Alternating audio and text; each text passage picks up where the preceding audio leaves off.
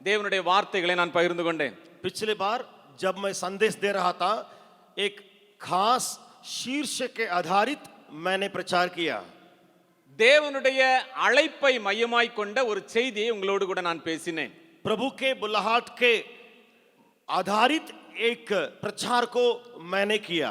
ஒரு காரியத்தை நான் முக்கியப்படுத்தி பேசினேன். நாம் எல்லாருமே தேவனால் அழைக்கப்பட்டிருக்கிறோம். एक बात के ऊपर गौर करके मैंने प्रचार किया कि मैंने कहा कि हम में से सब कोई उससे बुलाए गए हैं. இதை நான் விளங்க பண்ணும்படியாக ஆண்டவர் உலக தோற்றத்துக்கு முன்பதாகவே நம்மை தெரிந்து கொண்ட காரியத்தை உங்கள் மத்தியிலே வைத்தேன். इसको प्रकट करने के लिए मैंने एक बात को रखा कि इस पृथ्वी की नींव डाली जाने के पहले ही परमेश्वर ने आपको और मुझको चुन लिया है. எபேசியர் 1வது அதிகாரம் 4வது வசனத்திலே அதை நாம் பார்க்கிறோம். इफिसियों की पत्री पहला अध्याय 4 वचन में इस बात को हम पढ़ते हैं. அதோடு கூட இன்னும் ஒரு காரியத்தை உங்களுக்கு சொன்னேன். मैंने एक और बात को भी रखा. ரோமர் 8வது அதிகாரம் அதனுடைய 30வது வசனத்தின் அடிப்படையிலே रोमियो की पत्री 8वां अध्याय 30 वचन के आधार पर எப்பொழுது நாம் தெரிந்து கொள்ளப்பட்டிருக்கிறோமோ அப்பொழுது நாம் அழைக்கப்பட்டும் இருக்கிறோம். जब कभी हम बुलाए गए हैं तब हम चुन लिए भी गए हैं. இப்படிப்பட்ட மேன்மையான அழைப்பை நிறைவேற்றுவதற்காக ஆண்டவரே நமக்கு ஞானமும் ஆண்டவரே நமக்கு பலனுமாய் இருக்கிறார் என்று பவுல் சொல்லுகிறார். पौलुस कहता है इस बुलाहट को समझने के लिए केवल प्रभु यानी यीशु ही हमारे लिए ज्ञान और यीशु ही हमारे लिए बल है. 1 கொரிந்தியர் அதனுடைய 1வது அதிகாரம் 24வது வசனத்திலே அதை நாம் பார்க்கிறோம். पहला कुरिन्थियों उसका पहला अध्याय उसका 24 वचन में हम इसको देखते हैं. அவர் நமக்கு ஞானமும் பலமுமாய் இருக்கிறபடினாலே और वो खुद हमारे लिए ज्ञान ठहरा है. ஆண்டவரினால் அழைக்கப்பட்டவர்கள் பலவீனமாய் இருந்த போதிலும் ஆண்டவர் பலவான்களை வெட்கப்படுத்துகிறார். शायद परमेश्वर से बुलाए गए लोग कमजोर भी पाए जाएं तो भी वे बलवान होते हैं. ஆண்டவரினால் அழைக்கப்பட்டவர்கள் பைத்தியங்களைப் போல காணப்பட்டாலும் ஞானவான்களை வெட்கப்படுத்துகிறார். अगर परमेश्वर से बुलाए गए लोग पागल अगर जैसे दिखाई पड़े तो भी परमेश्वर उनको ज्ञान बुद्धि देता है. இந்த காரியங்களை தொடர்ந்து பவுல் இன்னும் 2 காரியங்களை வலியுறுத்தி சொல்லுகிறார். और इसके बाद पौलुस 2 और बात को गौर करके कहता है. அந்த பவுல் அப்போஸ்தலன் சொல்லுகிற 1 கொரிந்தியருடைய 7வது அதிகாரம் 20வது வசனத்திலே पहला कुरिन्थियों 7वां अध्याय 20वां वचन में இப்படிப்பட்ட இந்த அழைப்பிலே நிலைத்திருக்கும்படி நமக்கு சொல்லுகிறார். वो कहता है इस प्रकार का बुलाहट में तुम बने रहो. அதோடு கூட அப்போஸ்தலனாகிய பவுல் இன்னும் ஒரு காரியத்தை மிகவும் வலியுறுத்தி சொல்லுகிறார். प्रेरित पौलुस एक और बात को फिर से गौर देके कहता है. எபேசியர் 4வது அதிகாரம் அதனுடைய 1வது வசனத்திலே इफिसियों की पत्री 4 अध्याय पहला वचन में அழைப்பிலே நிலைத்திருப்பது மாத்திரமல்ல ना केवल बुलाहट में बने रहना है அதற்கு பாத்திரவான்களாய் நடந்து கொள்ளுங்கள். उस बुलाहट के योग्य चाल चलना चाहिए. அப்படிப்பட்ட அழைப்புக்கு பாத்திரவான்களாய் நாம் நடக்கும் பொழுது उस प्रकार का बुलाहट के योग्य चाल अगर चलेंगे வெளிப்படுத்தின விசேஷம் அதனுடைய 17வது அதிகாரம் 14வது வசனத்திலே प्रकाशित वाक्य 17वां अध्याय उसका 14 वचन में அங்கே வசனம் சொல்லுகிறது वहां वचन यूं कहता है அங்கே அழைக்கப்பட்டவர்களும் वहां बुलाए गए लोग தெரிந்து கொள்ளப்பட்டவர்களும் चुने गए लोग உண்மையுள்ளவர்களும் என்கிற அந்த நிலைக்கு நாம் மாற்றப்படுகிறோம். वहां विश्वास योग्य करके उस स्तर पर हम पहुंचाए जाते हैं. அழைக்கப்பட்டதினால் மாத்திரமல்ல ना केवल बुलाए जाने से होता है அழைப்பிலே நிலைத்திருப்பதனால் மாத்திரமல்ல या ना केवल बुलाहट में बने रहने से होता है. எப்பொழுது அந்த அழைப்புக்கு பாத்திரமான வாழ்க்கை வாழ்ந்து உண்மையாய் வாழுகிறோமோ ஆட்டுக்குட்டியானவரோடு நாம் காணப்படுவோம். लेकिन जब हम बुलाए जाने वाले के योग्य चाल चलेंगे या विश्वास योग्य रहेंगे तब उस मेमना के रूप में हम बदलेंगे. இந்த காரியங்களை நான் உங்களுக்கு சொன்ன பொழுது इन बातों को जब मैंने उस दिन रखा ஆண்டவர் அதற்கென்று நமக்கு ஒரு மேன்மையான காரியங்களை கொடுத்திருக்கிறார் என்று சொன்னேன். मैंने कहा परमेश्वर हमारे लिए उसके लिए एक ऊंचे या स्वर्गीय बात को भी रखा है. 1 பேதுரு அதனுடைய 2வது அதிகாரம் 9வது வசனத்திலே पहला पत्रस 2 अध्याय 9वां वचन में ஆண்டவர் நம்மை ராஜாக்களாக ஆசாரியர்களாக ஆண்டவர் நம்மை மேன்மையான ஒரு இடத்திலே வைத்திருக்கிறார். परमेश्वर हमें राजा के रूप में याजक के रूप में ऊंचे स्तर पर रखा है. பரிசுத்த ஜனமாய் வைத்திருக்கிறார். पवित्र जन के रूप में रखा है. அவருடைய சொந்த ஜனமாய் வைத்திருக்கிறார். उसके निज प्रजा के रूप में बना दिया है. ஏனென்றால் நாம் நாம் அவருடைய அழைப்புக்கு பாத்திரவான்களாய் நடந்து உப்பாக வெளிச்சமாக இந்த அழைப்பை நிறைவேற்றும்படி ஆண்டவர் வாஞ்சிக்கிறார். परमेश्वर ये चाहता है हमसे कि हम उसके योग्य यानी बुलाए जाने वाले योग्य चाल चले और इस पृथ्वी के नमक के रूप में और रोशनी या ज्योति के रूप में बन के हम जीवन बिताए. எனவே இந்த அழைப்பை நிறைவேற்றுவதற்காக ஆண்டவர் நம் ஒவ்வொருவருக்கும் अनेक மேன்மையானவைகளை கொடுத்திருக்கிறார். इस बुलाहट को पूरा करने के लिए परमेश्वर खुद हमारे लिए कई ऊंची बातों को दे रखा है. எனவே ஒருவேளை வெளிப்புறமாக ஊழிய அழைப்பை பெற்றவர்களைப் போல நாம் காணப்பட்டாலும் காணப்படாவிட்டாலும் शायद बाहरी रूप में ये सेवक है, सेवकाई का बुलाहट पाया है या नहीं पाया है, ऐसे दिखाई पड़ने से भी ஆண்டவர் இந்த காரியத்தை நிறைவேற்றுவதற்கான பெரிய அழைப்பை நமக்கு கொடுத்திருக்கிறார். परमेश्वर इस बात को पूरा करने के लिए बड़ी बुलाहट को हमारे लिए दे दिया. ஆண்டவர் நீங்கள் ஒருவேளை நேரடியான ஊழியத்தில் ஈடுபட்டு கொண்டிருக்கலாம். शायद और ऊंचे कोटि की सेवकाई में आप लगाए गए होंगे பணித்தளங்களிலே காணப்படலாம், या मिशनरी के क्षेत्र में होंगे அல்லது ஏதாவது ஒரு இன்ஸ்டிடியூஷன்ல நீங்கள் காணப்படலாம், या कोई संस्था में या कोई पढ़ाई के माध्यम के द्वारा आप सेवा करते होंगे. எங்கே நீங்கள் வைக்கப்பட்டிருந்தாலும் ஆண்டவர் உங்களை அழைத்திருக்கிறார். कहां कहीं आप रखे गए हैं लेकिन परमेश्वर ने आपको बुलाया है. இதை நான் சொன்ன பொழுது கடந்த வாரத்திலே நான் ஒரு மனிதனை உங்களுக்கு அடையாளப்படுத்தி காட்டினேன். जब इसके विस्तार रूप में मैं प्रचार कर रहा था तो पिछले बार जब मैं आया एक व्यक्ति का जीवन से मैं बोला. அந்த யோனா என்கிற மனிதன் வெளிப்புறமாக தேவனுடைய அழைப்பை பெற்றிருந்த மனிதன். योना के बारे में मैं बोला.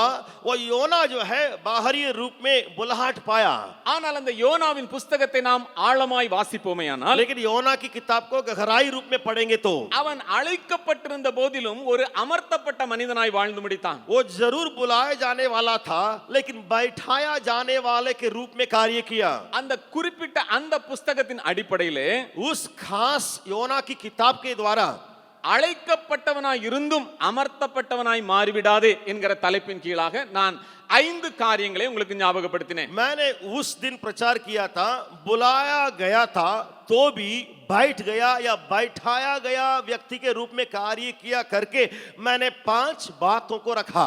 அந்த புஸ்தகத்தின் முழுவதிலும் அதை நாம் பார்க்க முடியும். उस किताब में पूरे इन बात को आप देख सकते हैं. அழைக்கப்பட்ட மனிதனாய் இருந்த பொழுதிலும் தேவ பிரசன்னத்திற்கு கொஞ்சமும் இடமில்லாமல் அவைகளை துச்சமாய் நினைத்திருந்த யோனாவை நான் உங்களுக்கு காட்டி கொடுத்தேன். जरूर बुलाया जाने वाला था लेकिन उस परमेश्वर की उपस्थिति या उनके कार्य में जरा सा भी उसने हाथ नहीं लगाया. தேவ அழைப்பின் அடிப்படையாய் காணப்பட வேண்டிய மனதுருக்கமும் மற்றவர்கள் மேல உள்ள கரிசனையும் அல்லாத யோனாவை நான் உங்களுக்கு காட்டி கொடுத்தேன். ऐसा योना को मैंने दिखाया.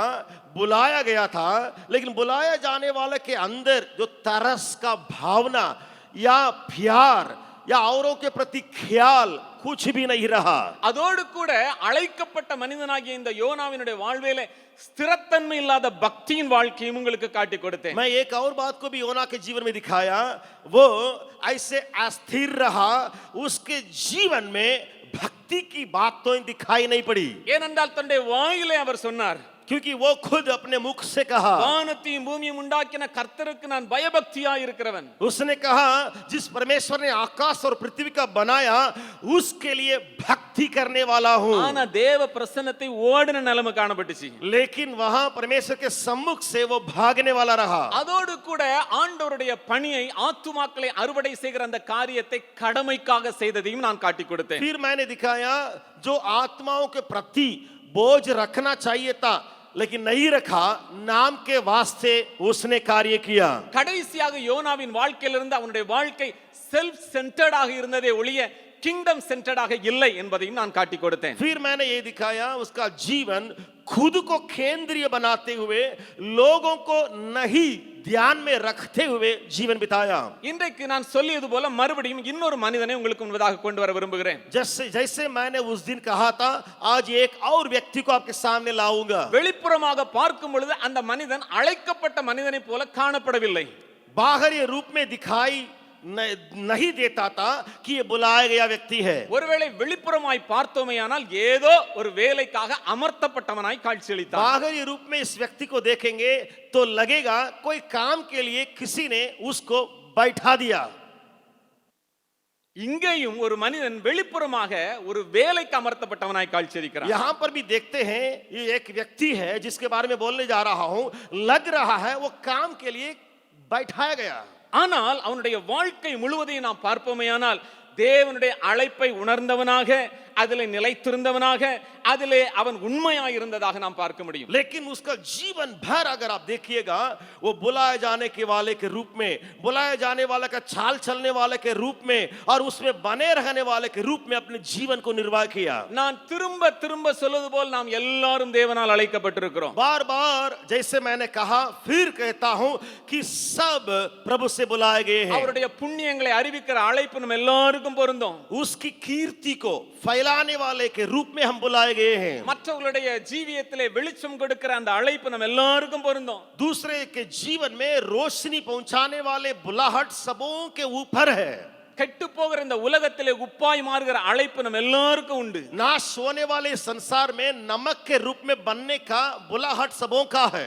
எனவே நாம் எங்கே வைக்கப்பட்டிருக்கிறோம், எப்படி அழைக்கப்பட்டிருக்கிறோம் என்பது முக்கியமல்ல, இன்றைக்கு இந்த அழைப்பை நான் நிறைவேற்றி கொண்டிருக்கிறேனா என்பது முக்கியம். लेकिन हम कहां रखे गए हैं, कौन सा जिम्मेवारी मेरी है, उससे मतलब नहीं है, लेकिन हम किस प्रकार उसमें कार्यशील है उससे मतलब है.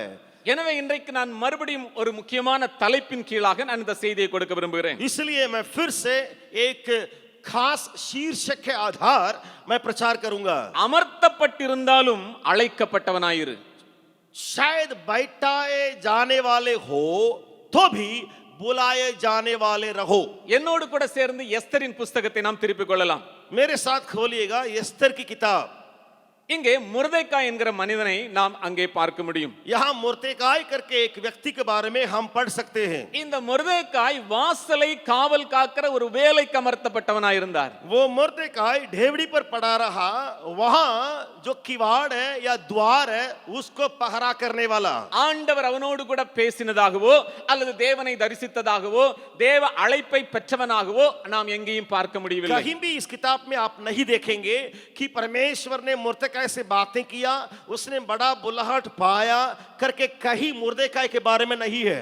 ஆனால் தன்னுடைய வாழ்க்கையில தேவ அழைப்பை நிறைவேற்றினவனாய் தன்னுடைய ஓட்டத்தை முடித்தார். लेकिन यही मुर्देकाई अपने जीवन में परमेश्वर के बुलाहट को पूरा करते हुए दौड़ को पूरा किया. இன்றைக்கும் என்னுடைய வாழ்க்கையிலிருந்து வேக வேகமாக நான் 5 காரியங்களை உங்களுக்கு நான் குறிப்பிட்டு சொல்ல விரும்புகிறேன். आज भी इसके जीवन से 5 बातों को जल्दी जल्दी मैं आपसे रखूंगा. முதலாவதாக அமர்த்தப்பட்டவனாய் இருந்தும் அழைக்கப்பட்டவனாய் வாழ்ந்த இந்த முர்தெக்காயுடைய வாழ்க்கையிலே தேவ ஞானம் வெளிப்பட்டதை நாம் பார்க்க முடியும். सबसे पहले देखने जाएंगे, जरूर ये बैठाया गया किसी काम के लिए, लेकिन बुलाया गया व्यक्ति के रूप में कार्य किया, उसके जीवन में परमेश्वर की बुद्धि थी. ஞானமாய் காரியங்களை செய்த முர்தெக்காய் बुद्धिमान के रूप में मुर्देखाई ने कार्य किया. எங்கே எந்த தவறும் செய்யல. कहीं उसने गलतियां नहीं की. ஐயோ நான் இப்படி செஞ்சிருக்கணுமே அப்படி செஞ்சிட்டேனே இல்ல. गलती कर लिया, ऐसे मुझे करना चाहिए था, ऐसा जीवन मुर्देखाई का नहीं है. ஆரம்ப முதல் கடைசி வரைக்கும் ஞானமாய் காரியங்களை செய்கிறார். वो शुरू से लेकर के अंत तक बुद्धि से कार्य किया. இரண்டாவது அதிகாரத்தில் நாம் பார்த்தோமேயானால் अगर दूसरा उसके बारे में देखेंगे तो பல இடங்களிலே தொடர்ச்சியாக இந்த முர்தெக்காயினுடைய வாழ்க்கையிலே ஆண்டவருடைய ஞானம் வெளிப்பட்டதை பார்க்க முடியும். हम देखते हैं कई क्षेत्र में या कई संदर्भ में परमेश्वर की बुद्धि मुर्देखाई के द्वारा प्रकट हो रही है. இந்த ஞானம் எங்க இருந்து வருதுன்னு வேதம் சொல்லுது. बाइबल कहती है ये बुद्धि कहां से आती है. நீதிமொழிகள் 1வது அதிகாரம் 7வது வசனம், नीति वचन पहला अध्याय 7वां वचन में கர்த்தருக்கு பயப்படுதலே ஞானத்தின் ஆரம்பம். यहोवा का भय मानना बुद्धि का मूल है. இந்த முர்தெக்காய்க்குள்ள அப்படிப்பட்ட ஞானம் காணப்பட்டுச்சு. ये मुर्देखाई ऐसे बुद्धिमान रहा. அதனால நான் விசுவாசிக்கிறேன் அவனுக்குள்ளே கர்த்தருக்கு பயப்படுகிற பயம் காணப்பட்டது. इसलिए मैं विश्वास करता हूं उसके अंदर परमेश्वर का जो भय डर था. ஒரு பெரிய அழைப்பை நிறைவேற்றின மனிதனாய் வாழ்ந்த அந்த மனிதனுக்குள்ளே முதலாவது காணப்பட்டது கர்த்தருக்கு பயப்படுகிற பயம். एक बड़ा बुलाहट को पूरा करने वाले इस मुर्देखाई के अंदर सबसे पहले था परमेश्वर का भय. இரண்டாவது அதிகாரம் 8வது வசனத்தை பார்த்தோம்னா और दूसरा अध्याय 8वां वचन को अगर आप देखेंगे, अनेक பெண்கள் அங்கே அரண்மனைக்குள்ளே அனுப்பப்படுகிறார்கள். कई कुंवारियां जो है उस राजमहल में भेजी जा रही है. ஞானமாய் செயல்படுறான் மொர்தெகாய். ये मुर्देखाई बुद्धिमानी से कार्य किया।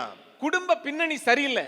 उसकी भूमिका, परिवार की भूमिका ठीक नहीं है। வைக்கப்பட்டிருக்கிற இடம் சரியில்லை. जहां मुर्देखाई रखा गया वो जगह भी खतरनाक है। வேற நாட்டில இருந்து கொண்டு வரப்பட்டவன்.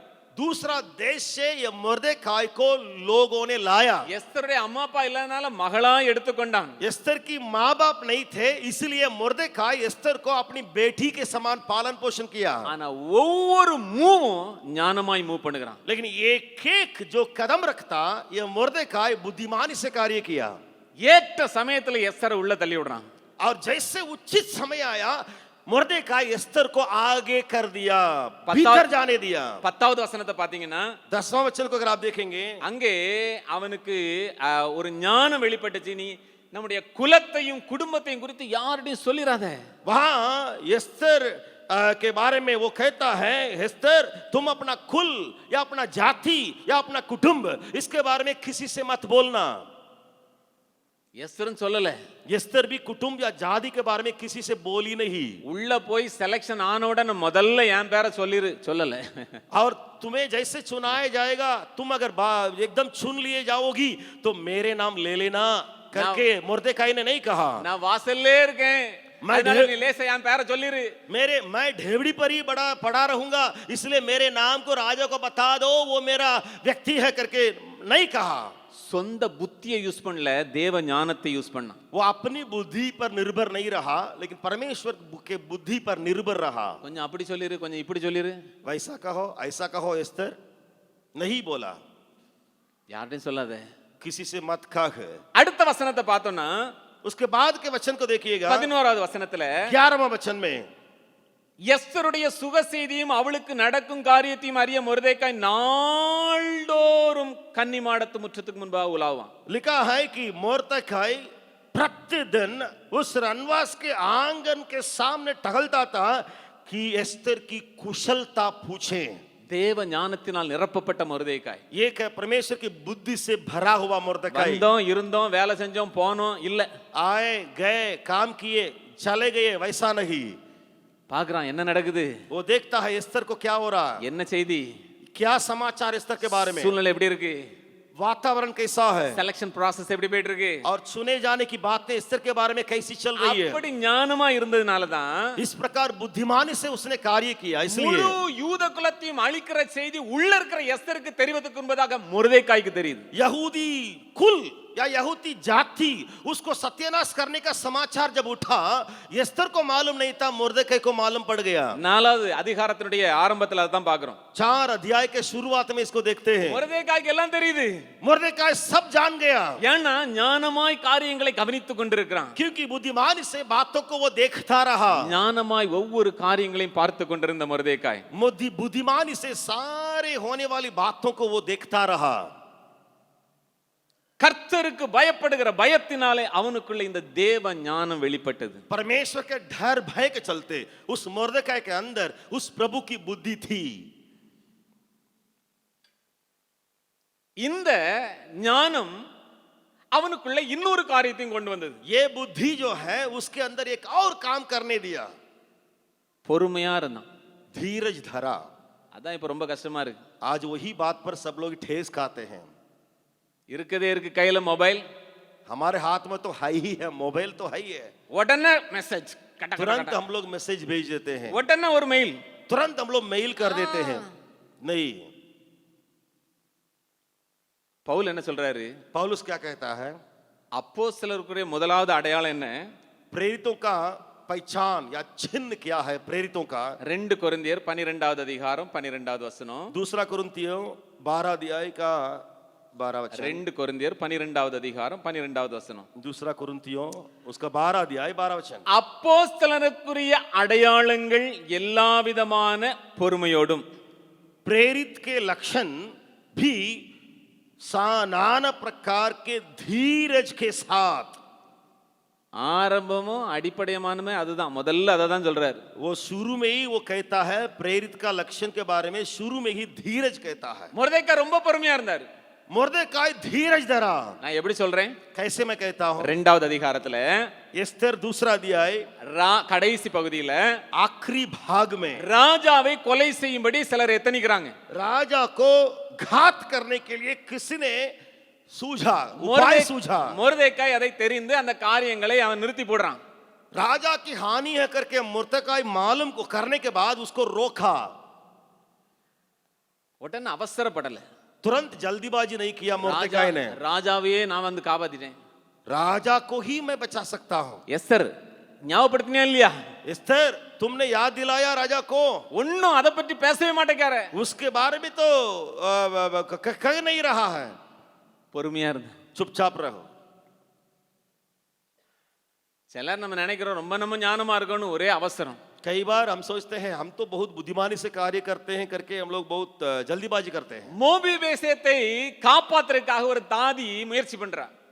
हम मोबी बेतेस करके एक व्यक्ति को बचाने के लिए उसके धाई जो है काम कर रही है। 2 சாமுவேல் அதனுடைய 4வது அதிகாரம் 4வது வசனத்துல எழுதப்பட்டிருக்கு. दूसरा समूएल 4 अध्याय 4 वचन में पढ़ते हैं। நினைச்சதெல்லாம் சரிதான், सोची थी सही है, நல்ல எண்ணம் தான், अच्छे विचार है, அதுல ஒரு வார்த்தை வருது, लेकिन वहां पर एक बात आ रही है, அவசரத்தில். लेकिन उसने उतावली की। लेकिन நாம் தேவனிடத்திலே கேட்க வேண்டிய ஒரு காரியம், लेकिन प्रभु से हमें पूछने की एक बात है, ஆண்டவரே எனக்குள்ள அந்த ஞானம் வெளிப்படட்டும் ஆண்டவரே. हे प्रभु मेरे अंदर वो बुद्धि प्रकट हो। ஸ்தேவானுக்குள்ள அந்த ஞானம் இருந்துச்சு, स्टीफनुस के अंदर वही बुद्धि थी। பெரிய பிரசங்கம் பண்றாரு, बड़े प्रचार उसने किया। முதல்ல ஆரம்பிக்கும் போது பிதாக்களே கேளுங்கள், शुरू में कहता है पिता लोग सुने, கடைசில முடிக்கும் போது வணங்கா கழுத்துள்ளவர்களே, फिर आखिरी में जब प्रचार को अंत करता है हे हठीले लोगों, உடனே கல்ல தூக்கிட்டாங்க, எல்லாரும் கொண்டு போட்டாங்க. तुरंत सब लोगों ने पत्थर उठाया। ஞானமா செயல்படாம முதல்ல வணங்கா கழுத்துள்ளவர்களேன்னு சொல்லியிருந்தானே முதல்ல கொண்டு போட்டுருப்பாங்க, ஒண்ணுமே நடந்திருக்காது. बुद्धिमानी से अगर कार्य नहीं करता, शुरू में ही हठीले लोग करके कहता, तुरंत ही पथरवा करके प्रचार भी कुछ भी नहीं होता, मर जाता। நான் பெரிய வீரனாக்கும், நான் பயங்கர வைராக்கியம் உள்ள ஆளு அப்படின்லாம் இல்ல, मैं शूरवीर हूं, प्रचार करने वाला हूं, बहुत बलवान हूं, वैसा नहीं। ஞானமா செய்யறான், बुद्धिमानी से कार्य किया, கால் முடமா போச்சு கடைசில. लेकिन वो उसका परिणाम किया हुआ दोनों पैर का लंगड़ा बन गया। அவசரம், जल्दीबाजी। இன்னைக்கு தேவனிடத்திலே நாம் கேட்க வேண்டிய முக்கியமான ஒரு காரியம், आज प्रभु से एक ही बात को मांग करना है, ஆண்டவரே கர்த்தருக்கு பயப்படுகிற பயத்தை எனக்குள்ள தாங்கப்பா, हे प्रभु तेरे लिए डर भय मेरे भीतर डाल, அது எனக்குள்ள ஞானத்தை தரும். वो मेरे भीतर बुद्धि को दे। எங்க யார் இடத்துல நான் போகணும், जहां किसके पास मैं जाऊं, யார் இடத்துல என்ன சொல்லணும், किससे मैं क्या बोलूं, யார் இடத்துல எதை சொல்லக்கூடாது, किससे मैं यह न बोलूं, யாருக்கு என்ன மாதிரி மெசேஜ் அனுப்பணும், किसी को किस संदेश को भेजूं, எப்பொழுது மெசேஜ் அனுப்பணும், कब भेजूं, இந்த ஞானத்தை எனக்கு தாங்க. ऐसे बुद्धि मुझे दे। எனக்குள்ள அவசரம் வேண்டாம் ஆண்டவரே, मेरे अंदर उतावली करने की बात न உம்முடைய हो, வேலைக்கு நான் காத்திருக்கட்டும், उस उचित समय के लिए ठहरा रहूं। அது अनेक தவறுகளிலிருந்து நம்மை காத்துக்கொள்ளும். ये कई चूकने की बातों से हमें बचाएगा। இந்த முதலாவது காரியம் இங்கே மொர்தெக்காயினுடைய வாழ்க்கையிலே காணப்பட்டதை நாம் பார்க்க முடியும். ये सबसे पहली बात मुर्देकाई के जीवन में थी।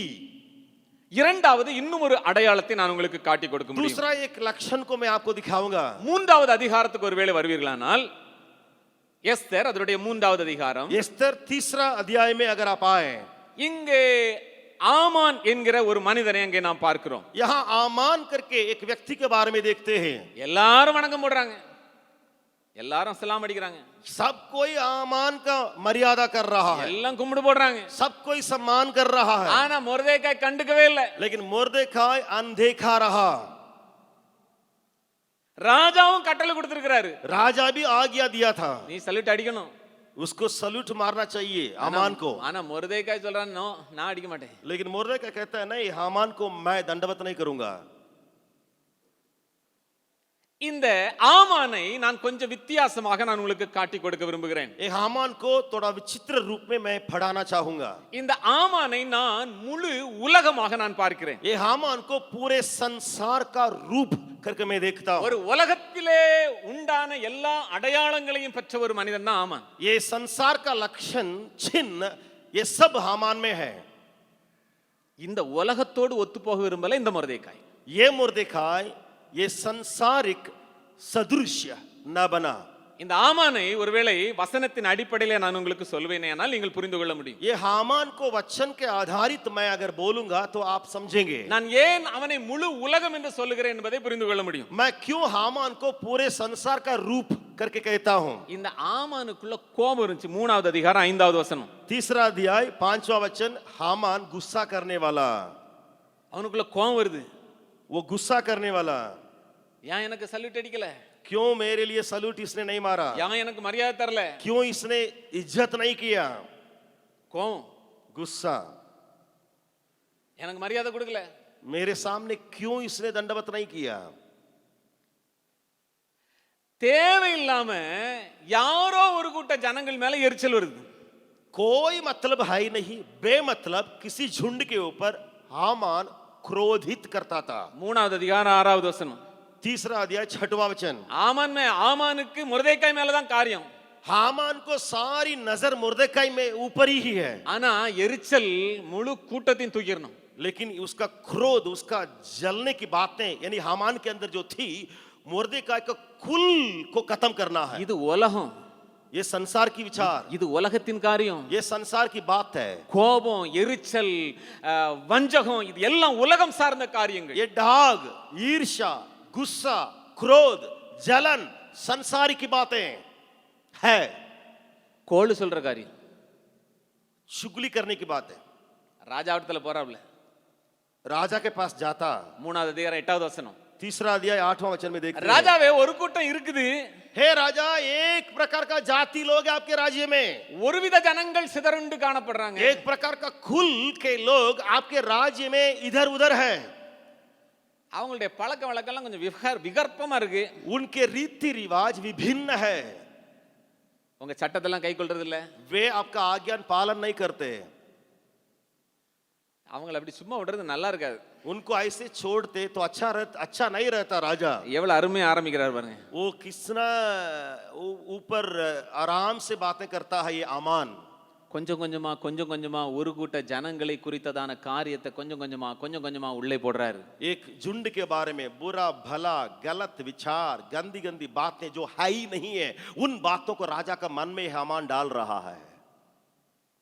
அழிச்சு போடுற காரியம் அவனுக்குள்ள இருக்குது. सत्यानाश करने की बातें हमारे अंदर 3வது அதிகாரம் 13வது வசனத்துல பார்க்க முடியும். हामान के अंदर है. மற்றவர்களை அழிக்கல காரியம். 3வது அதிகாரம் 13வது வசனம். तीसरा अध्याय 13 वचन में पढ़ते हैं. மற்றவர்களை அழிச்சு போட்டுறணும். दूसरों को सत्यानाश करो. அங்க ஜீவனுக்கோ அல்லது அங்கே வளர்ச்சிக்கோ இடமே இல்ல. वहां जान के लिए जीवित रहने के लिए जिंदा रहने के लिए कोई बात है ही नहीं है. எப்படி உடைச்சு போடலாம்? कैसे तोड़ेंगे. எப்படி கொலைச்சு போடலாம்? कैसे खत्म करेंगे. எப்படி ஒண்ணு இல்லாம ஆக்கலாம்? कैसे मिठा डालेंगे. இதுதான் உலகத்தின் காரியம். यही संसारिक बातें आमान में. இது வாசலுக்கு பின்புறமாய் வருகிறவருடைய காரியம். और ये सामने से नहीं आता लेकिन पीछे से घुसने वाली बातें हैं. அழிக்கவும் கொல்லவும் வருகிற பிசாசுனுடைய காரியம். ये शत्रु शैतान का कार्य है जो घात करने के लिए सत्यानाश करने के लिए चोरी करने के लिए आता है. அதனால தான் சொல்றேன் இந்த ஆமான் எனக்கு முழு உலகமா தான் தெரியுறாரு. इसलिए मैं कहता हूं ये हामान पूरे संसार की बातों का रूप लिया हुआ. சூசான் நகரம் கலங்கிற்று. वचन बताता है सुसान जो शहर बिल्कुल घबरा गया. ஆமான் வேலை செய்ய ஆரம்பிச்சிட்டா போதும் அங்க சமாதானத்துக்கு வழியே இல்ல. हामान जब कार्य करना शुरू करेगा कोई शांति की बातें नहीं पड़ेगी. குழப்பம், घबराहट, கலக்கம், चिंताएं. கடைசியா எண்ண வேண்டியதுக்கு மிஞ்சி நின்ற காரியம். फिर आखिर में देखते हैं जिन बात तक सोचना है उससे बाहर सोचने की बात है. அதான் ரொம்ப வேடிக்கை. इसमें बहुत खेल कूद है. 6வது அதிகாரம் 6வது வசனத்துல பார்த்தா 6 अध्याय 6 वचन को देखेंगे तो என்ன தவிர ராஜா யார கனம் பண்ணுவார்? मुझे छोड़ राजा किसको सम्मानित करेगा.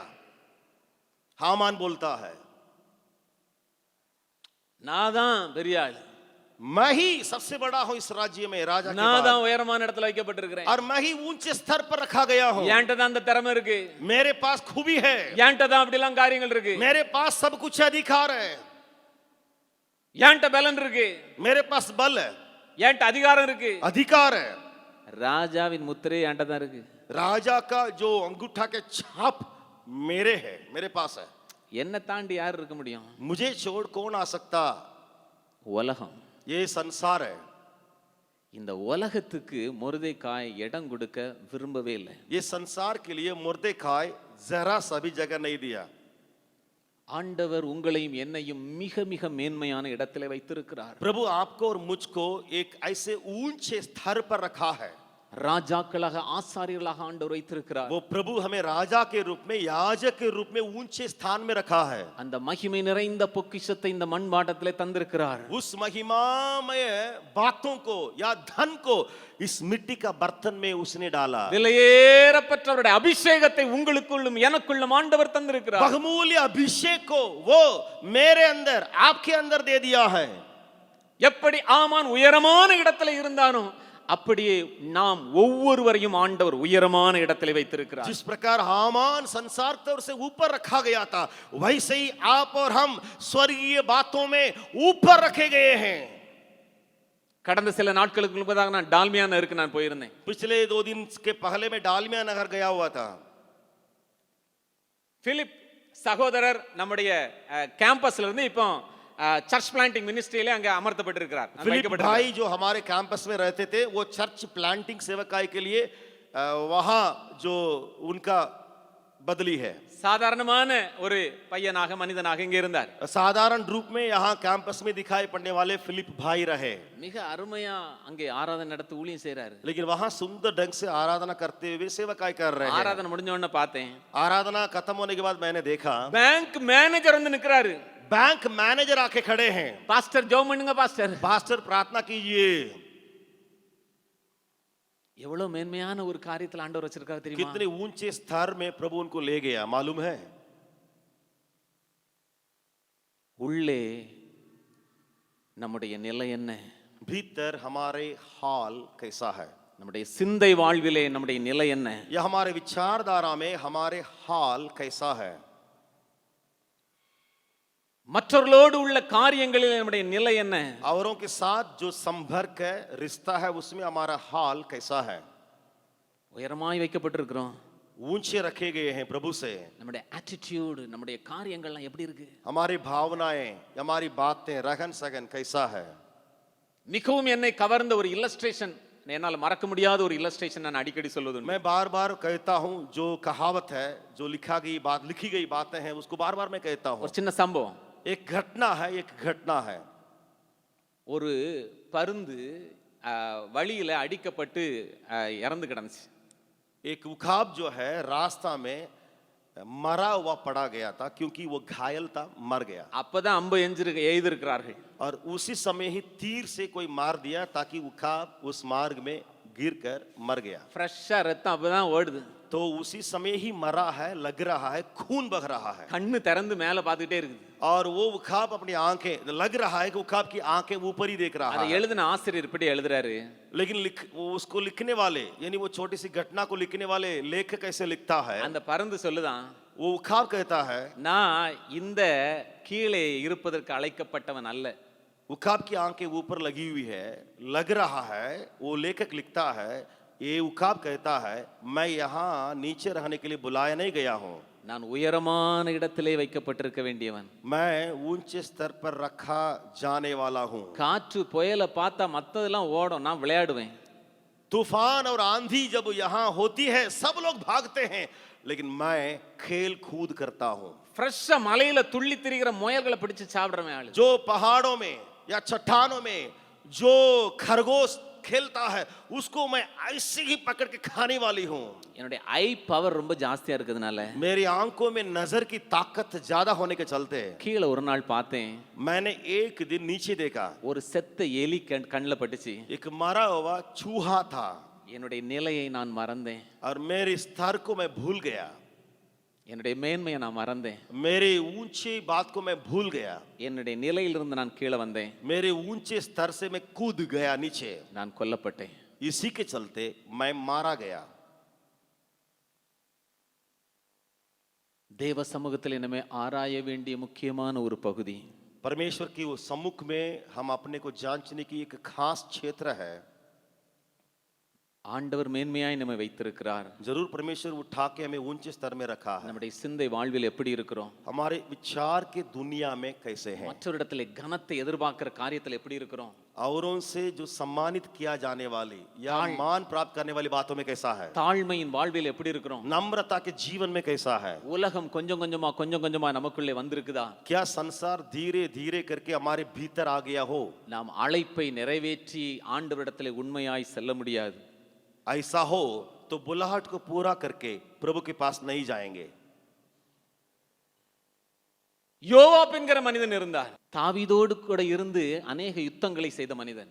योआब करके एक व्यक्ति था, वो योआब जो है दाऊद के साथ लड़ने वाला था। யோவாவை குறித்து अनेक நல்ல காரியங்களை சொல்ல முடியும். उस योआब के बारे में कई बातें कह सकता हूं।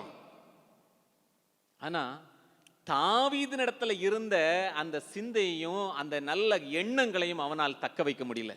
दाऊद के साथ था, लेकिन दाऊद के जो अच्छे विचार गुण ये योआब रख नहीं सका। அதன் நிமித்தமாய் வஞ்சனையோடு அப்னேரை கொலை செய்கிறான். इसी के चलते धूर्ताई से, चालाकी से एक सुंदर व्यक्ति जिसका नाम है अब्नेर, इसने घात किया। தன்னுடைய வாழ்க்கை தோல்வியோடு கூட முடித்து விட்டான். उसका जीवन हार में बिताया, अंत किया।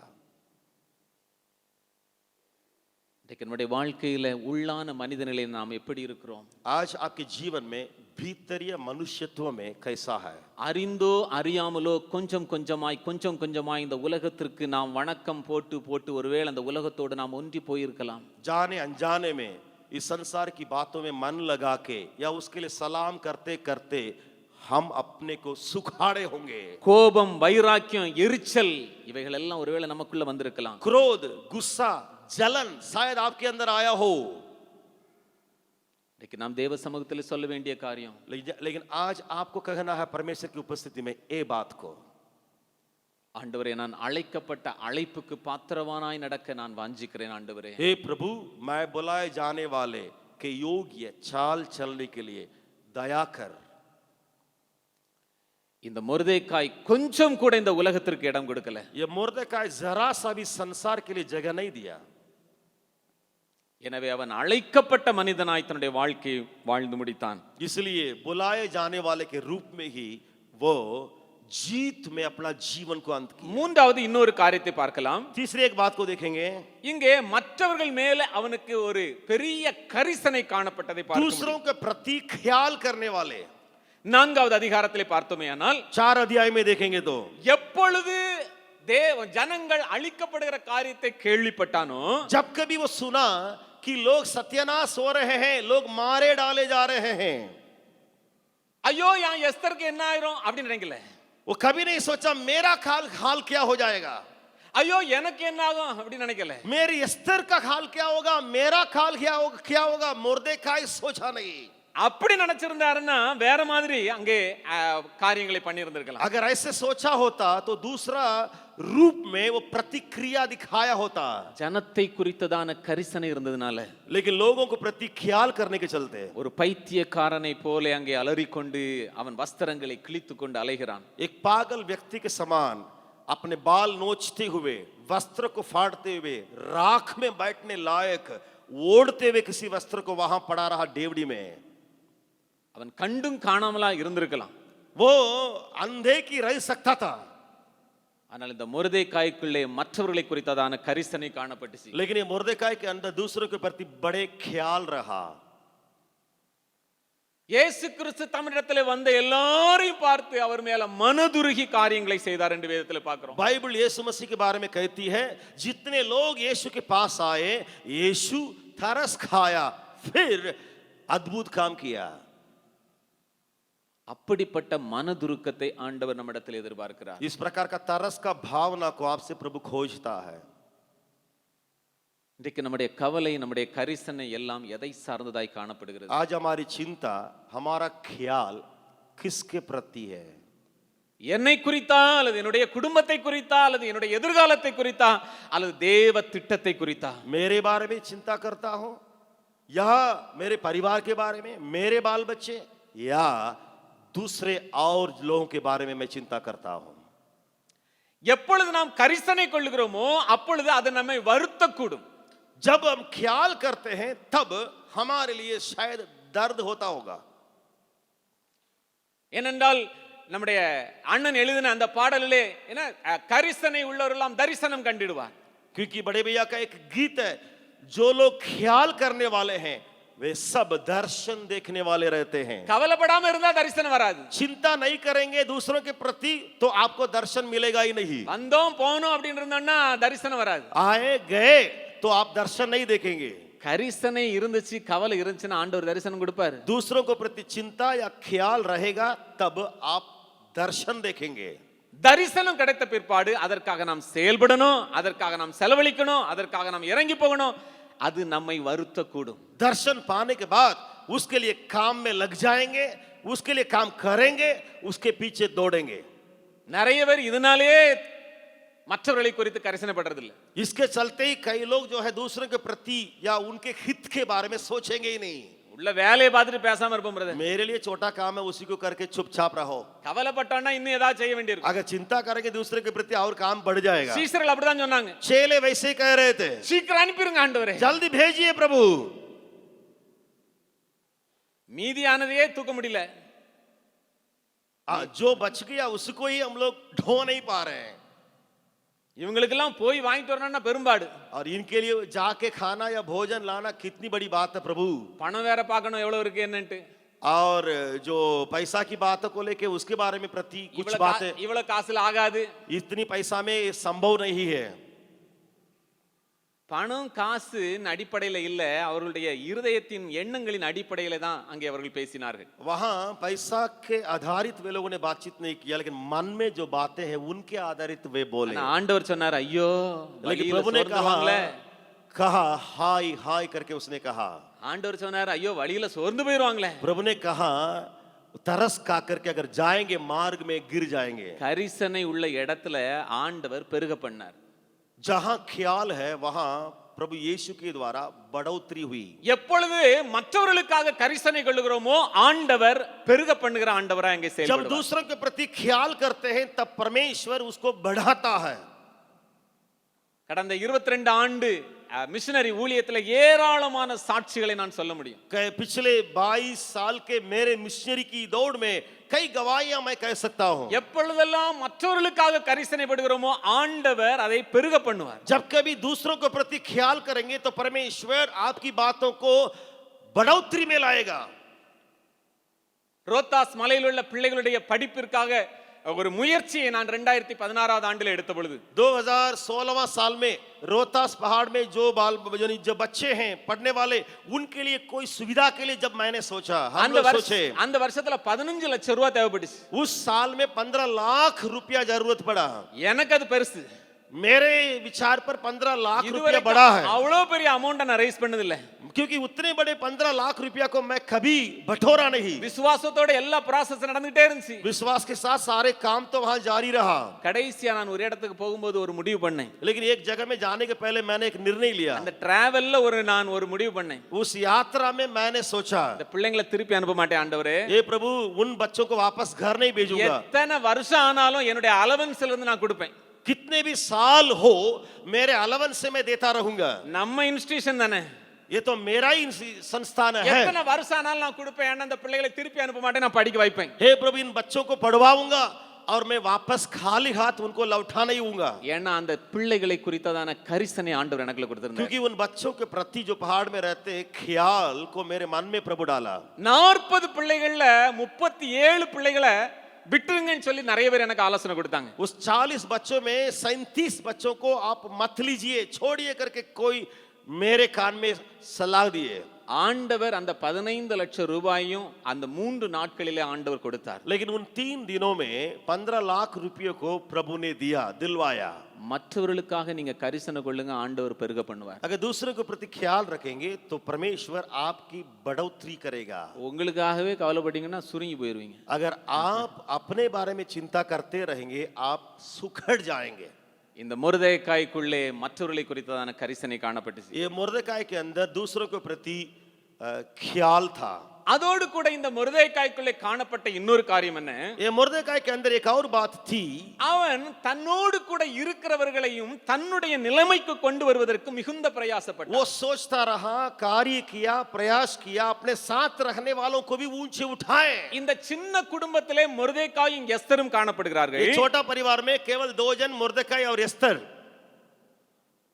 கூடவே இருந்த போதிலும் அப்பாவுடைய மனநிலையோ அப்பாவுடைய காரியங்களையோ புரிய முடியல. एस्तर साथ में थी, लेकिन मुर्देकाई जो पापा जी है, उस पापा के मन में जो भी बातें हैं उस एस्तर समझ नहीं पाई। ஒரு பைத்தியக்காரனை போல அலைகிற காரியத்தை புரிந்து கொள்ள முடியல. ये मुर्देकाई डेवड़ी पर पड़ा रहा, पागल जैसे बिखरा हुआ हालत में। एस्तर समझी नहीं। ஐயோ ஜனங்கள்னு அலறத புரிந்து கொள்ள முடியல.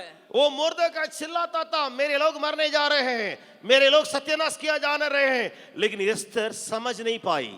எல்லாமே மாத்தி செய்றா. सारी बातें उल्टी सी कर रही है एस्तर। எப்பொழுது மேலே இருக்கிறவருடைய காரியங்களை நாம் புரிந்து கொள்ள முடியாமல் இருக்கிறோமோ நம்முடைய காரியங்கள் எல்லாம் தலைகளா இருக்கும். जब ऊपर रखे हुए लोगों के मन या उनके विचार, उनकी चिंता, उनके प्यार को हम नहीं समझेंगे तो हमारी हालत में उल्टी सीधी बातें दिखाई पड़ेंगी। கூடயே இருந்த போதிலும் புரிந்து கொள்ள முடியல. एस्तर साथ थी मुर्देकाई के साथ, लेकिन समझी नहीं। பார்க்க பைத்தியக்கார மாதிரி இருக்குது, ஆனா எதுக்கு தெரியல. एस्तर को मालूम नहीं, सूझा नहीं कि ये मुर्देकाई क्यों पागल जैसे दिखाई पड़ रहा है। சட்டை கிழிஞ்சவனா ஓடிட்டே இருக்கிறான் தெரியுது, ஆனா எதுக்குன்னு புரிந்து கொள்ள முடியல. वस्त्र फाड़ा हुआ हालत में मुर्देकाई उस सड़क पर दौड़ता आया, चिल्लाता आया। एस्तर को सूझा नहीं। எப்பவும் இருக்கிற மாதிரி இல்ல, வித்தியாசமா இருக்கிறாரு, ஆனா புரிந்து கொள்ள முடியல. एस्तर को मालूम नहीं, वो मालूम नहीं कि मेरे जो पापा जी का हालत क्यों ऐसा है। एस्तर को मालूम नहीं रहा। பொருத்தமில்லாத வேலையை செய்கிறாள். वो कोई भी जो काम करती थी वो उसके लिए बिल्कुल बैठने का काम नहीं था। அந்த சூழ்நிலைக்கு தகுதியற்ற வேலையை செய்கிறாள். जो वातावरण है उसके विपरीत एस्तर काम की। துணி அனுப்புறா. वो मुर्देकाई के लिए कपड़ा भेज रही है, वस्त्र भेज रही है, மொர்தெகாய் அவைகளை ஏற்றுக்கொள்ளவில்லை. लेकिन मुर्देकाई ने उन वस्त्रों को ग्रहण नहीं किया। ஏன் தெரியுமா? क्यों? மொர்தெகாய் ஒரு நாளும் எஸ்தருடைய நிலைக்கு போக விரும்பல, தன்னுடைய நிலையில எஸ்தரை கொண்டு வர விரும்பினான். मुर्देकाई कभी एस्तर के स्थिति पर गिरना नहीं चाहता था, लेकिन जो ऊंचे स्तर पर मुर्देकाई है वहां एस्तर को उठाना चाहता था। ஐயோ புரிந்து கொள்ள முடியாம இப்படி எல்லாம் செய்யறாளேன்னு சொல்லி அவன் நிலைமைக்கு போக விரும்பல. एस्तर की स्थिति जो नहीं समझ रही है उस स्तर पर मुर्देकाई अपने को रखना नहीं चाहता था। ஐயோ அவன் மனசை நோகடிச்சிட கூடாது அப்படின்னு நினைக்கல. या उसके मन में दुख नहीं होना है करके मुर्देकाई ने नहीं सोचा। ஒரு கடினமான காரியம் தான், जरूर कठिन सी बात है, கஷ்டமான வேலை தான். जरूर संकट की बात है। நீங்க இந்த வசனத்தை வாசித்தீங்கன்னா கொஞ்சம் கொஞ்சமா எஸ்தரை தன் நிலைக்கு கொண்டு வருகிறார். लेकिन आप अगर उस वचन को पढ़ेंगे, मुर्देकाई के बारे में समझेंगे, उस मुर्देकाई जहां ऊंचे जगह पर खड़ा है वहां एस्तर को धीरे धीरे ले आ रहा है। உங்களோடு கூட இருக்கிறவர்களை நீங்கள் எப்படி உருவாக்குகிறீர்கள்? आपके साथ रहने वालों को आप किस प्रकार बना रहे हैं? உங்கள் வீட்டிலே இருக்கிறவர்களை எப்படி உருவாக்குகிறீர்கள்? आपके घर के अंदर रहने वालों को किस प्रकार बना रहे हैं? உங்களோடு கூட இணைந்து நிற்கிறவர்களை எப்படி உருவாக்குகிறீங்க? आपके साथ जो खड़े हैं उनको किस प्रकार आप उठा रहे हैं? உங்களுடைய அர்ப்பணிப்பையும் உங்களுடைய தியாகத்தையும் உங்களுடைய பக்தியும் அவர்களுக்குள்ளே கடத்தி அவர்களையும் உங்களுடைய நிலைமைக்கு கொண்டு வர முடியுதா? आपकी बड़ी अर्पणता, बड़ा भक्ति और बड़े आत्मिक बातें क्या उनके अंदर आप डाल रहे हैं? எஸ்தரை எதுவரை கொண்டு வர முடிஞ்சு தெரியுமா? एस्तर कहां तक मुर्देकाई से उठाई गई मालूम है? ரொம்ப ஆச்சரியமா இருக்கும். बहुत अजीब सी बात है। அவ அரண்மனை சுகபோகத்திலே இருக்கிறா. वो राजमहल की उस सुख भोग में रहती है। என்ன நடக்குனே தெரியல. उसको मालूम नहीं क्या हो रहा बाहर। எங்க வரைக்கும் இந்த மொர்தெகாய் கொண்டு வந்தார் தெரியுமா? लेकिन मुर्देकाई एस्तर को कहां तक लेके आया मालूम है? நான் செத்தாலும் சாகிறேன். अगर मैं मर जाऊं तो मर जाऊं, நான் செத்தாலும் சாகிறேன். अगर मैं मर जाऊंगी तो मर जाऊं। அப்படிப்பட்ட ஒரு உயர்ந்த நிலைமைக்கு இந்த மொர்தெகாய் தன்னோடு கூட இருக்கிறவர்களை கொண்டு வர एस्तर முடியும். ऐसे कहने लायक एक ऊंचे स्तर पर मुर्देकाई ले आया। கடைசி இன்னொரு காரியத்தை நான் சொல்லி முடிக்க விரும்புகிறேன். और एक और मैं बात को आखिरी में कह के मैं अंत करूंगा। மொர்தெகாய் அமர்த்தப்பட்டவனாய் இருந்த போதிலும் जरूर मुर्देकाई बैठाया गया था काम के लिए। ஒரு அழைக்கப்பட்ட மனிதனாய் தன்னுடைய வாழ்க்கையை முடிக்க முடிந்ததனுடைய முக்கியமான ஐந்தாவது ஒரு காரியம், और बुलाए जाने वाले के रूप में अपने जीवन को अंत किया। ये सबसे बड़ी आखिरी बात है। தன்னுடைய எதிர்காலம் தன்னுடைய முழு காரியங்களையும் அவன் பலிபீடத்திலே வைக்க துணிந்தான். अपने भविष्य की बातें और सारे काम सारी बातें वेदी पर मुर्देकाई चढ़ाया। இதே 4வது அதிகாரத்தை கொஞ்சம் நீங்கள் வாசித்து பார்த்தீங்கன்னா தெரியும். यही 4 अध्याय को अगर आप पढ़ेंगे तो समझ में आएगा। மொர்தெகாய் என்ன சொல்றாரு? मुर्देकाई कहता है, நான் செத்தாலும் சாகிறேன்னு எஸ்தர் சொல்வதற்கு முன்பதாகவே மறைமுகமாக மொர்தெகாய் சொல்ல, நீ செத்தாலும் பரவாயில்ல. एस्तर इस बात को कहने के पहले, यानी मैं मर जाऊंगी तो मर जाऊं, इसके पहले मुर्देकाई कहता है अगर तुम मर जाओगी तो भी कोई बात नहीं। யார் இந்த எஸ்தர்? யார் இந்த எஸ்தர்? ये एस्तर कौन है? சின்ன வயசுல பிள்ளையா எடுத்து வளர்க்கப்பட்ட ஒரு பெண். ये मुर्देकाई के द्वारा गोद ली गई और पालन पोषण की गई। பார்த்து பார்த்து வளர்த்த பிள்ளை. यानी मुर्देकाई अपने नजरों में उसको पालन पोषण किया। ஞானமா இந்த பிள்ளைய உள்ள கொண்டு போன அந்த பிள்ளை. और यही लड़की या यही जो कुमारी जो है उस राजमहल में इस मुर्देकाई के द्वारा प्रवेश किया गया। தேவனால் உயர்த்தப்பட்டிருக்கிறா. जरूर अभी एस्तर रानी के रूप में है। முழு குலம் அழிஞ்சாலும் இந்த ஒரு காரியம் இருந்தா போதும், ஒருவேளை தப்பிச்சிடலானா. अगर पूरी जाति अगर मर जाए, लेकिन ये जो बातें हैं मेरे लिए रहेगी तो मैं बच जाऊंगी। கொஞ்சம் பிராக்டிகலா யோசித்து பாருங்க. थोड़ा सा आप इसको अच्छा से सोच के देखिए। யூத குலம் முழுவதும் அழிஞ்சாலும் பரவாயில்ல, यहूदी सारे कुल मर जाए, இந்த எஸ்தர் உள்ள இருந்தா போதும், அட்லீஸ்ட் நான் தப்பிச்சிடலாம். अगर एस्तर वहां राजमहल में रहेगी तो मैं तो बच जाऊंगा। மொர்தெகாயின் உலகம் எஸ்தர். ये मुर्देकाई का सारे संसार एस्तर है। மொர்தெகாயினுடைய சொப்பனம் எஸ்தர். ये मुर्देकाई का पूरा स्वप्न एस्तर रहा। மொர்தெகாயினுடைய எதிர்காலம் எஸ்தர். ये मुर्देकाई का भविष्य एस्तर रहा। மொர்தெகாய்க்கு எல்லாவற்றுக்கும் எல்லாமா இருந்தது எஸ்தர். ये मुर्देकाई के लिए सब कुछ बना एस्तर। அந்த எஸ்தரை பார்த்து மொர்தெகாய் சொல்றாரு, एस्तर को देखते मुर्देकाई कहता है, எல்லா சட்டங்களையும் அறிந்து வைத்திருந்த மொர்தெகாய் சொல்றாரு, सारे कानून व्यवस्था को जाना पहचाना मुर्देकाई कहता है, நீ செத்தாலும் பரவாயில்ல, अगर तुम मर जाओगी कोई बात नहीं, எனக்குண்டான எல்லாவற்றையும் நான் பலிபீடத்திலே வைக்க விரும்புகிறேன். मेरे हाथ में जो भी है उसको वेदी पर रखता हूं, ஏனென்றால் நான் அழைக்கப்பட்ட மனிதன், क्योंकि मैं बुलाया गया व्यक्ति हूं, நான் அமர்த்தப்பட்டவன் அல்ல, मैं बैठाया नहीं गया, ஏதோ காரியத்தை செஞ்சோம் போனோம் என்று சொல்லுகிற அப்படிப்பட்ட நிலைமையில இருக்கிற மனிதன் அல்ல. मेरा काम है जिम्मेवारी है करते जाओ ऐसा व्यक्ति नहीं है। தேவன் என்னை அழைத்திருக்கிறார், परमेश्वर ने मुझे बुलाया, அவருடைய அழைப்பே எனக்கு முக்கியம், उसका बुलाहट मेरे लिए बड़ी है, அவர் எனக்கு தந்த தரிசனமே எனக்கு முக்கியம், उसका दर्शन मेरे लिए बड़ी बात है, நான் எவைகளை இழக்க வேண்டுமானால் இழக்க ஆயத்தம், उसके लिए किसी भी बात को खो जाऊं तो खो जाऊं, தேவ தரிசனம் மாத்திரம் நிறைவேறணும். केवल उसका दर्शन जो मेरे लिए पूरा हो जाए। ஒரே ஒரு சம்பவத்தை சொல்லி நான் முடிக்க விரும்புகிறேன். एक घटना को बता के अंत करता हूं। மேலை நாடுகளில பெரிய எழுப்புதல்கள் ஆங்காங்கே வெடித்துக் கொண்டிருந்த நேரம், जब वहां विदेश देशों में बड़ी जागृति की लहर चल रही थी, கிட்டத்தட்ட 150 ஆண்டுகளுக்கு முன்பதாக मसीहत में बड़ी जागृति हुई विदेश देश में 150 साल के पहले।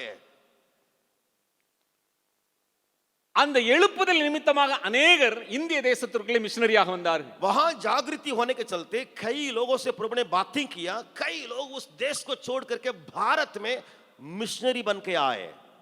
அப்படிப்பட்ட மிஷனரிகளிலே ஒருவர் நாகா என்று சொல்லக்கூடிய அந்த இனத்தின் மத்தியிலே ஊழியம் செய்வதற்காக வந்தார். तो उन मिशनरी भाइयों में से एक मिशनरी जो आए, नागा करके एक जनजाति है, उन जनजाति के बीच में सेवकाई के लिए अपने को दिया। முதல் கனியாக ஒரு குடும்பம் ஆண்டவருக்குள்ளே வந்தது. तो ये व्यक्ति प्रचार करके या सेवा करके उस नागा जाति के बीच में से एक परिवार को प्रभु के लिए जीत लिया। இன்னும் யாரும் ரட்சிக்கப்படல, बाकी सारे लोग गैर मसीह है। அந்த கூட்டத்தினுடைய தலைவன் அந்த குடும்பத்தை கொண்டு எல்லாருக்கும் முன்பதாக நிறுத்துகிறான். उस जनजाति का जो नेता है उस परिवार को ले लिया, लेकर के सारे लोगों के सामने खड़ा किया। அவன் கேட்கிறான், वो व्यक्ति पूछता है, உன்னுடைய 2 பிள்ளைகளையும் நான் இப்பொழுது உனக்கு முன்பதாக நான் கொல்ல போகிறேன், நீ கிறிஸ்துவை மறுதலிக்காவிட்டால், तुम्हारा दोनों बच्चों को अभी मार डालेंगे, यानी खत्म करेंगे, अगर तुम मसीह को इनकार करोगे तब यह नहीं होगा। அந்த மனுஷன் சாதாரணமான மனுஷன் இல்ல, लेकिन वो मनुष्य साधारण नहीं था। வெளியே பார்ப்பதற்கு ஒருவேளை ஒரு விசுவாசியாய் காணப்பட்டாலும் वो परिवार में वो व्यक्ति यानी आदमी बाहरी रूप में विश्वासी के रूप में दिखाई दिया, लेकिन कड़ा विश्वासी था। இந்த உலகத்திலே ஆண்டவர் ஒரு பெரிய அழைப்போடு என்னை வைத்திருக்கிறார் என்பதை உணர்ந்து கொண்ட மனிதனாயிருந்தான். वो विश्वासी मन में ये रखता था कि संसार में परमेश्वर ने मुझे बड़े काम के लिए बुलाया। அவன் சொன்னான், वो विश्वासी ने कहा, நீங்க கொல்லனா கொல்லுங்க, நான் கிறிஸ்துவை மறுதலிக்க முடியாது. अगर मुझे आप मारे ना मारे कुछ भी करें, लेकिन मैं यीशु का इनकार नहीं करूंगा। இயேசுவின் பின்னே போக துணிந்தே நான் பின்னோக்கேன். यीशु के पीछे में चलने लगा, कभी मुड़ के नहीं देखूंगा। ரெண்டு பிள்ளைகளும் கொல்லப்படுறாங்க. दोनों बच्चे आमने सामने खत्म किया डाले। மனைவியும் அதே இடத்துல கொண்டு நிறுத்துகிறான். उसकी पत्नी को भी लोगों ने या नेता ने खड़ा किया। அப்பொழுதும் சொல்றான், तभी कहता वो आदमी, யார் என்ன கைவிட்டாலும் நான் இயேசுவை பின் சொல்வேன். कोई मुझे छोड़े मैं यीशु का पीछा करूंगा। உலகம் என் பின்னே சிலுவை என் முன்னே என்று அவன் பாடுகிறான். वो गाना गाता था, क्रूस मेरे सामने है और संसार मेरे पीछे है। மனைவியும் கொல்லப்படுகிறான். पत्नी खत्म की गई, मर गई, मारी गई। அவன் தன்னுடைய சொந்த உயிரை தப்புவித்துக் கொள்வதற்கு ஒரு வாய்ப்பு அங்கே கிடைக்கிறது. अभी अकेला बच्चा एक ही आदमी, वो पुरुष, वो अपना जान को बचा सकता था, மறுதலிக்க விரும்பல. लेकिन इनकार करना नहीं चाहा। அவனும் கொல்லப்படுறான். वो भी गिराया गया, खत्म। எல்லாரும் செத்து மடிந்து கிடக்கிற அந்த சூழ்நிலை அந்த தலைவனுக்குள்ள ஒரு எண்ணம் உண்டாகுது. अभी पूरे परिवार एकदम सत्यानाश, खून, और उस नेता जो इस काम को करवाया उसके विचारधार में एक बात उठी, ஏதோ ஒரு இயேசு இயேசுன்னு ஒரு கடவுள் சொல்றாங்க, அவர்களுக்காக இவர்கள் தங்களுடைய எதிர்காலம் பிள்ளைகள் எல்லாவற்றையும் மடிய கொடுப்பாரேயானால் அவர் உண்மையிலே ஒரு பெரிய தெய்வமாகத்தான் இருக்க வேண்டும். ये क्या बात है, यीशु के लिए पूरे परिवार को देने वाले, अपने को देने वाले, तो वह यीशु एक महान हो सकता। அன்றைக்கு அந்த மனுஷன் இயேசுவுக்கு தன்னை ஒப்பு கொடுத்தார். तो उसी घड़ी या उसी दिन वो व्यक्ति नेता उस गांव का यीशु को अपने मन में ले लिया। அந்த குடும்பம் அன்னைக்கு அழைப்பை நிறைவேற்றினதுனால उस परिवार, चाहे विश्वासी के परिवार क्यों न हो, बुलहट को पूरा करने के चलते, முழு காரியத்தையும் பலிபீடத்திலே வைத்ததுனால, सारी बातों को वेदी पर रखने के चलते, இன்றைக்கு அந்த நாகாலாந்து சொல்லக்கூடிய அந்த பகுதியில் இருக்கிற எல்லாரும் கிறிஸ்தவர்களாக இருக்கிறாங்க. उस नागा करके नागालैंड करके आज कहते हैं, वहां लगभग सभी लोग मसीह लोग हैं। தேவன் நம்மிடத்தில் கேட்க விரும்புகிறார். आज प्रभु आपसे पूछता है, நமக்குள்ள ஒரு பெரிய நிச்சயம் உண்டு, நாம் அழைக்கப்பட்டிருக்கிறோம். जरूर आपके अंदर एक निश्चयता है कि आप बुलाए गए हैं। சிறியவர்கள் பெரியவர்கள் எல்லாரையும் ஆண்டவர் அழைத்திருக்கிறார். छोटे बड़े सबको प्रभु बुलाया है। இன்றைக்கு நமக்கு உண்டான எல்லாவற்றையும் பலிபீடத்தில் வைக்க நாம் ஆயத்தமா? क्या आज आप तैयार है अपनी सारी बातों को उस वेदी पर रखने के लिए? கடைசி வரைக்கும் சிலுவை சுமந்து இயேசுவை பின்பற்ற ஆயத்தமா? क्या आप तैयार है आखिरी सांस तक, दौड़ तक उस क्रूस को उठाया मैं चलूंगा?